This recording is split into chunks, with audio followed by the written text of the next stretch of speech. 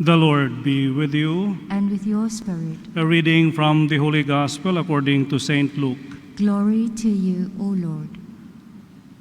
Herod the Tetrarch heard about all that was happening, and he was greatly perplexed, because some were saying, John has been raised from the dead.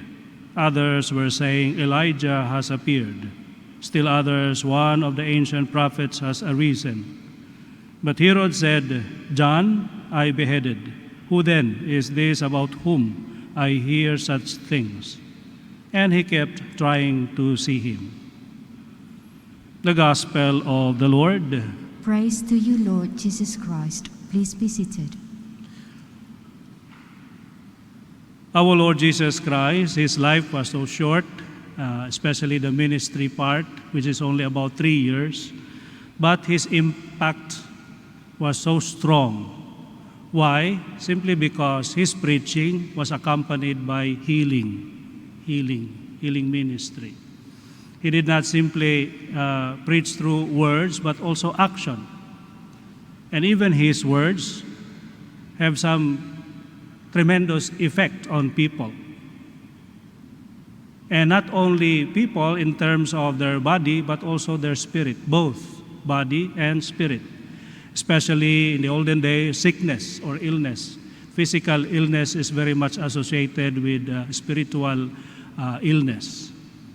That is why when once our Lord Jesus Christ told a sick person that your sins are forgiven, people were objecting.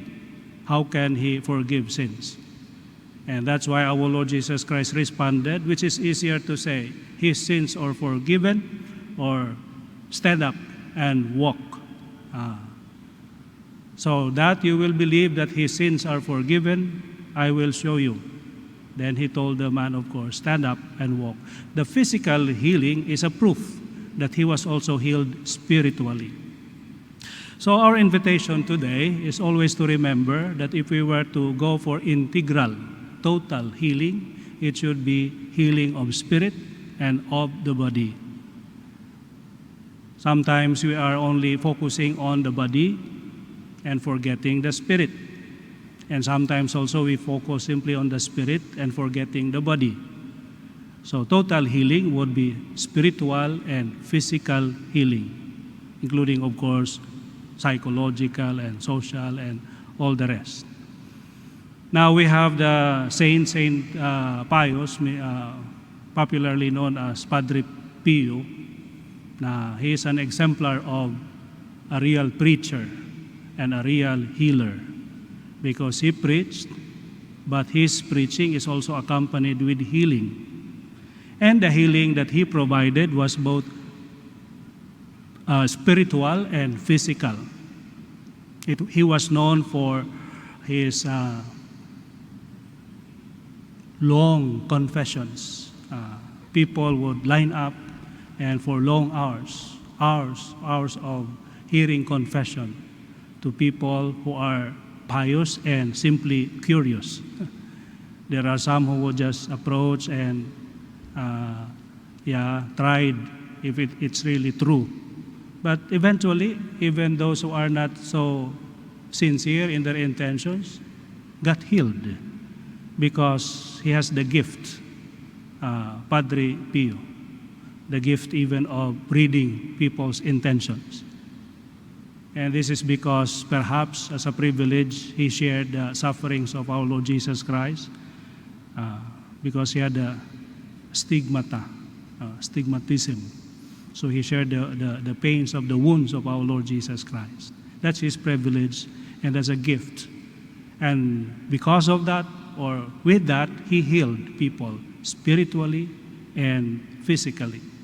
So this is a reminder for us to always go for integral healing, meaning let us get busy attending to the needs of our spirit and of our body.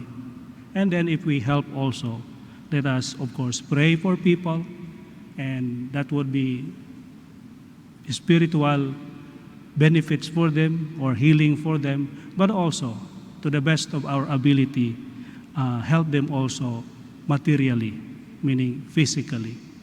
one minister was accused of neglecting his duty. Why? Because instead of preaching the gospel, he was busy feeding the hungry. And then he replied, because you cannot preach on empty stomach.